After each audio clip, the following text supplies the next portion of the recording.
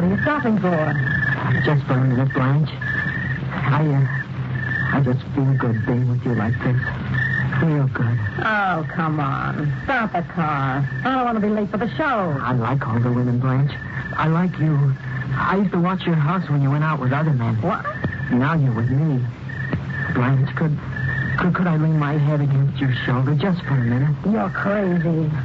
I knew I should never have given you a date. Only you kept pestering and pestering like a kid. Now go on, get away from me. Let me out. Blanche, say you love me. Oh, you make me sick. You make Don't me... say that. You asked for it. You make me sick. Now let me... No.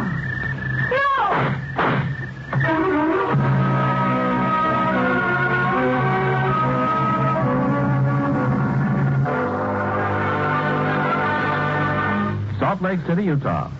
From the pages of the Salt Lake City Tribune, the story of a reporter who knew enough about children to catch a triple murderer.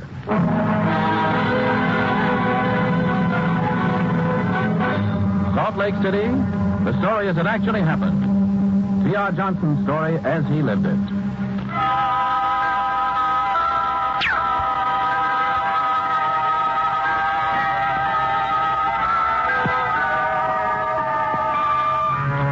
As you, T.R. Johnson, reporter for the Salt Lake City Tribune, drive along the main highway between Ogden and Salt Lake City, everything seems just right. The new green sedan you're driving is slick to the touch. The sunset around you is warm and alive. And everything along the road is as familiar to you as the hat on your head. It ought to be. This is your beat. You've just passed through the Mormon town of East Hopeful, waved to a few friends, and now, about a mile past East Hopeful, you decide to stop for gas at Melstone's place. Hi, T.R. How's the great reporter? Looking for a story now. Haven't you murdered your mother-in-law yet? Nope. Decided to let the old buzzard live till Christmas. What'll it be, T.R.? Fill her up now. Oh, sure thing. How do you like driving the new car? Oh, I like it fine. Especially driving on an evening like this, huh? Yeah, sure a great time of the year to be alive. A great time of the year to be alive, said the gas attendant. But at that very moment, back in East Hopeful, there was a man who thought otherwise. In the half-light of dusk, a man slowly dragged Blanche Wilson's body toward a field of tall, dry grass. He'd almost reached the grass when... Hey, you! What are you doing there? George, he's dragging something. Well, I can't see him clearly. He's in the shadows. Hey, you! What are you doing in our field? George, I can't see him at all now. He's back.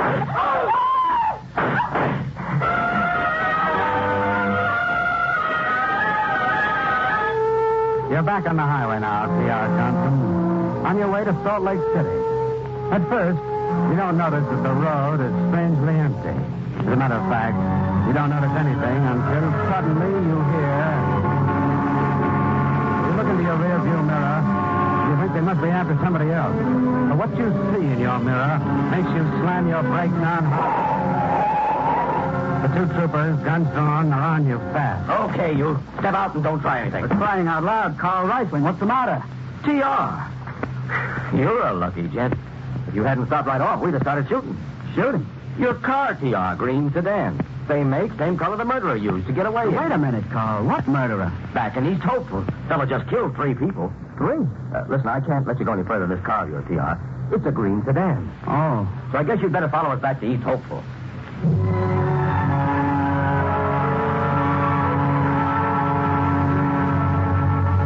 You follow in the wake of the troopers. The warm, living sunset has suddenly turned into a frightening purple and black sky. A nice time to be alive in has become a time of death. When you drive back into East Hopeful, everything seems to have lost its familiar look. Everything looks eerie. Maybe it was death striking 3 times that did it. Maybe it was death itself, still loose in these streets somewhere. You can feel it, even here in the chief's office. Nobody got a look at him, Chief? Nope. After we found Blanche Wilson, George, and Ellis York all dead, I phoned for roadblocks up and down.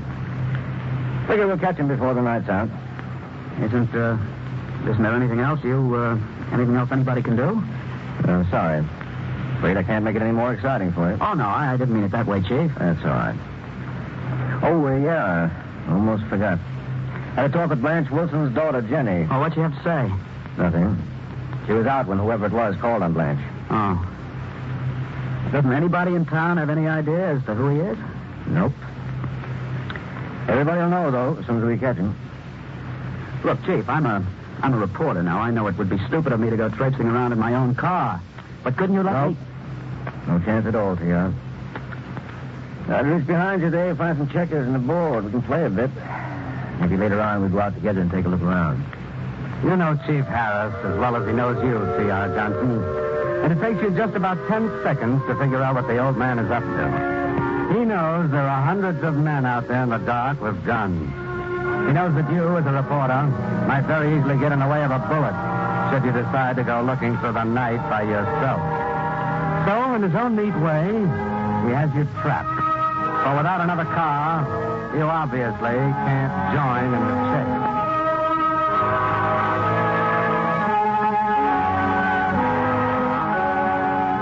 You played checkers for about an hour. And with every tick of the old clock in Chief Harris's office, you get to feeling more jumpy and more helpless. Finally... No more, Chief. Oh, too bad. You going somewhere? I'm going to walk around town. Get some background material. Then I'll have my story all ready when you catch the murderer. Mm-hmm. Where do you think I'm going first? Thought I'd have a talk with Blanche Wilson's daughter, Jenny.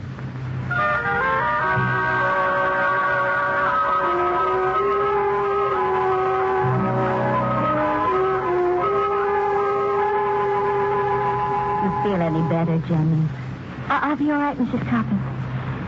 You've been wonderful coming over like you did. Sure, at least anyone could do. That's your ring, ain't it? Yes, well, I'll take it. Don't you bother. Hello? Who? Jenny? Well, I'll talk. It's a man, Jenny. Oh. Hello? Hello? Is that you, Jenny? Yes, who's this? Jenny, is your mother there? What? Who is this? Jenny, is your mother there? Mother? Mother's dead? Oh, isn't that too bad? I'll bet you feel awful. Please, I don't want to talk about it now, please. Oh, you poor child. You feel awful, don't you? Yes, but please. Well, now you know how I feel. Now you know how I feel. Mrs. Coppin. Mrs. Coppin? What is it, Jenny? What's wrong? That phone call was so strange. I can't make it out. Jenny, this is Mr. Johnson. He's with the paper. He came in while you were on the phone. He just wants to help, dear. This phone call, Mrs. Coppin, it's upset me so. Someone you know? A man. I've never heard his voice before. And when I said I felt awful about Mother, he started to cry.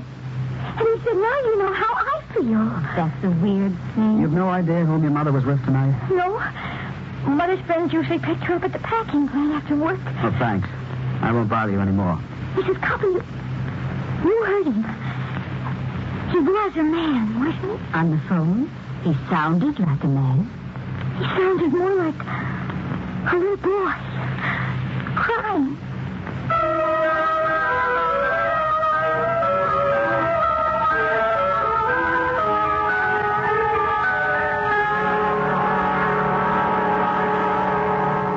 Some of the women in the plant here told me you knew Blanche Wilson real well. Yes, I did, Mr. Johnson. Me being in the office, she'd drop in for a smoke and we'd talk. Uh-huh. Did she have many admirers? Too many.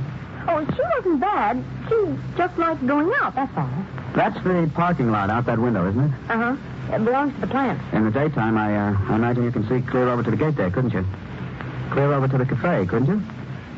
You're fishing, aren't you? That's my job. Yeah. Uh-huh. I can see right out to the gate and to the cafe. Ever see a green sedan waiting for Blanche? No. Mm-hmm. Well, I won't bother you anymore, Agnes. Thanks. Sure, anytime. Hey, wait. Yes? The way you said admirers kind of threw me off. What do you mean?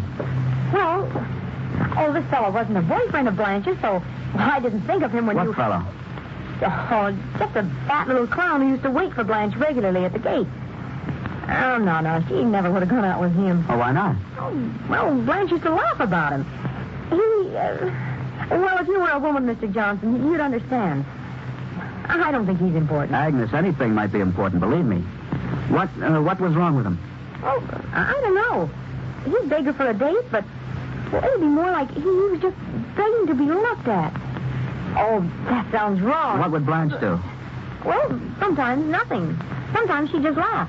Then he'd walk off slowly to the cafe by himself. To the cafe? Yeah, sometimes. Thanks. Thanks an awful lot, Agnes. For what? Remembering that fat little clown? He never even struck me like a man. He'd be more like a lost little boy.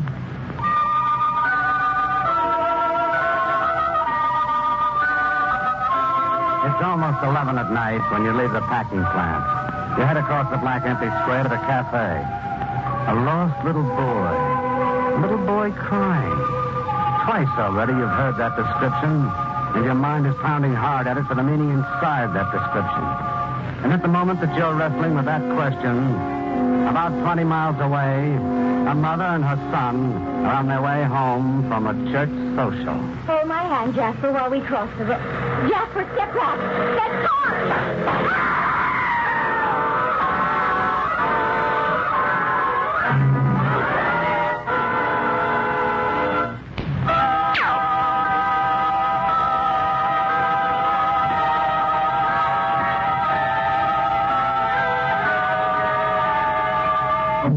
This is Cy Harris, returning as your narrator, and the big story of T.R. Johnson, as he lived it and wrote it. To you, T.R. Johnson of the Salt Lake City Tribune, death has suddenly appeared in the personality of a lost little boy. Earlier tonight in the Mormon town of East Hopeful, death struck 3 times and vanished in a green sedan. But you heard the possible killer described as being like a little boy who would sometimes go into the cafe to sulk. And now, you're at the counter of that very cafe. What'll it be, T.R.? Coffee, Grace. Black. Sure thing. How about a sweet roll to go with? No, thanks. Just coffee.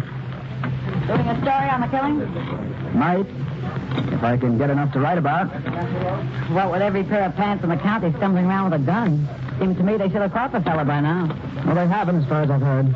Can't they track down which of Blanche's admirers had himself a new green sedan? How about you? Me? What about me? Well, looking out of this cafe window here, you could just see any of Blanche's boyfriends waiting at the gate for her. And you don't have a green sedan? Maybe you're right at that, T.R. I don't recall one. Grace, you remember a fat little fellow used to hang around pestering Blanche for a date? Him? Sure. Poorest excuse for a man this side of wherever it is they make you boys. How so? I used to come in here regularly, either before or after Blanche would brush him off. And he'd always ask the same thing. Miss, have you got a son? A son? Yeah. And I'd say, sure. Then he'd turn as serious as a preacher who hadn't been paid in a year. He'd lecture me. What on? Don't make your son sad, miss. Treat him nice, miss. Give him things, miss. The funny thing about that fat little fella, he must have had a poor memory, or else the subject was on his mind. Every time he'd come in, same question. Miss, have you got a son? Sounds queer to me. I don't know. Just a good-natured slob. Grace, tell me. Did you ever get a good look at his car? Oh, go on, T.R. Don't tell me you suspect that little man. Why, it was nothing but an Do me a overgrown... favor. Think back. Did you ever see his car? See his car? Of course I saw his car. He gave me a lift once. It was a green sedan. Oh, my. Thanks. Thanks a million. T.R., wait. He couldn't have done it. He was like a kid.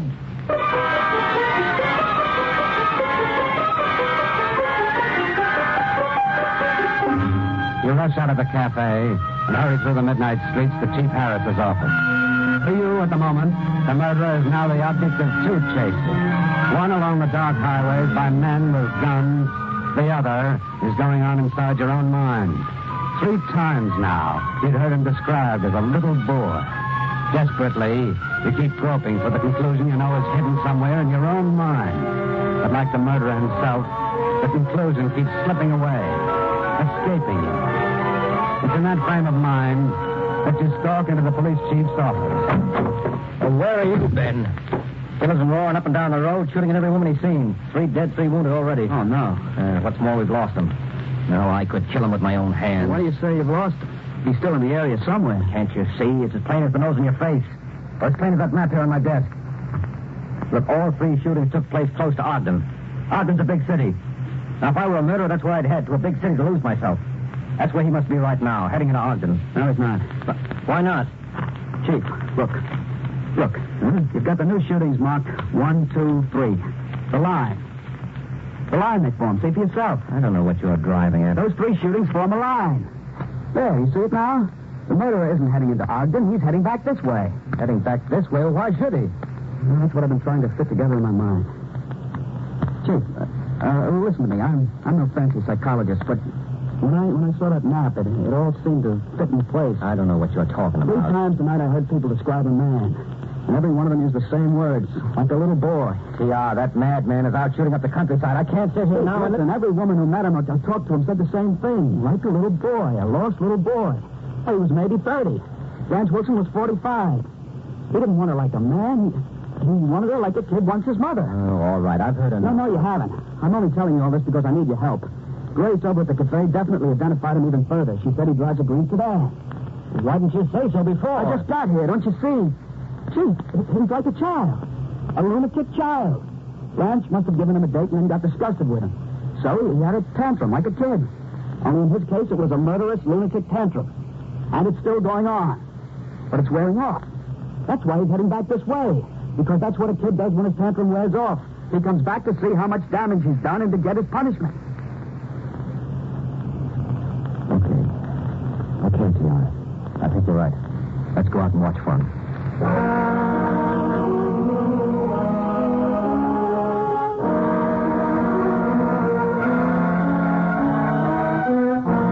There in the chief's office, you were absolutely sure of yourself. But now, sitting in the chief's car, most of your nerve is gone. You've both decided that the best place to watch is the cafe. You can feel the chief next to you, beginning to lose patience. After all, who are you, T.R. Johnson, a reporter from Salt Lake City, to suddenly start figuring out the involved mind of a lunatic? It's getting late. Yeah, I know. Been here 3 hours now. Well, I'm going back to the office for a spell, T.R. All right, I'll stand watch out here in this vacant lot. A good view of the cafe. You sure you want to stay? For a while, Chief. I'll drive back for you later. Now you're alone. All alone. The waiting and the autumn chill dig further into your reserve of confidence. But you begin to feel like a fool. A cold, lonely fool. So you decide to warm up a bit by walking quickly around the block. Nothing to lose, because if the car drives up in the stillness of the night, you'd hear it immediately. You start walking and hoping that something will happen to prove that you're not a fool.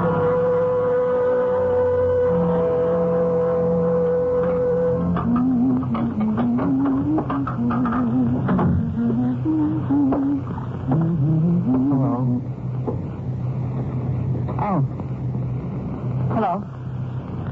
It's cold out. Yeah, it is. I think I'll sit in the booth if you don't mind. No. Go right ahead.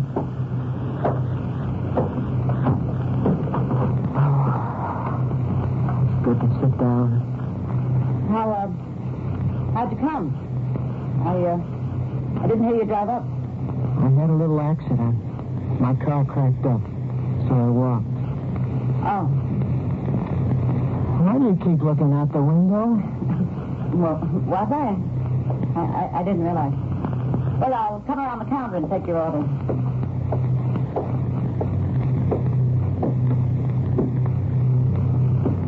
What'll it be? I don't know. I just feel so bad. Not, coffee, maybe? How is everyone in town? In, town? They're very angry, aren't they? Angry? They must be. Would you like some, coffee? Miss. Yeah? Miss. Do you have a son? Yeah. Don't make your son sad. Treat him nice. Give him things. I do. I'll have some coffee. Hi, Grace. I want some coffee, Grace. Huh? I said I'd like some coffee. Oh, there you are, T.R. Oh, sure, Chief. I came in for some coffee. Nothing? Not a thing. I waited. Maybe I was wrong. Coffee, Grace. Now, for the first time since you came to the cafe, it seems something's wrong. Grace hasn't moved from where she was first standing. She has an empty cup in her hand and is frozen to the spot in front of the coffee urn. Her eyes are looking past you to the booths which you can't see behind you. Anything wrong, Grace? I'll get you coffee in a minute. As soon as I serve that man behind you in the booth. You and the chief turn around slowly and crane your necks to look into the furthest booth. Suddenly, Grace's control goes to pieces and she... That's him! That's him! Don't just sit there! His arm, Chief. He's No, you don't. Oh. Take your hand out of your pocket. Take it out, I say. It's not a gun. I have a paper for you. Chief, it's a confession. All written out. See, I brought you a confession. I didn't mean to hurt anybody. They just weren't nice to me, that's all. Nobody's ever been nice to me. So I hurt them a little to get even. That's all.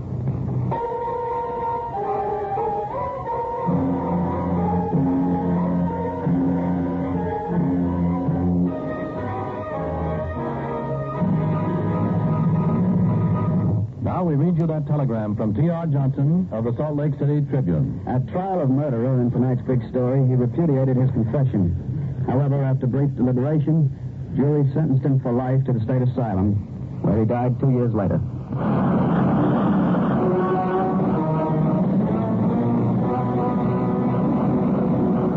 In order to protect the names of people actually involved in tonight's authentic big story, the names of all characters in the dramatization were changed with the exception of the newspaper reporter.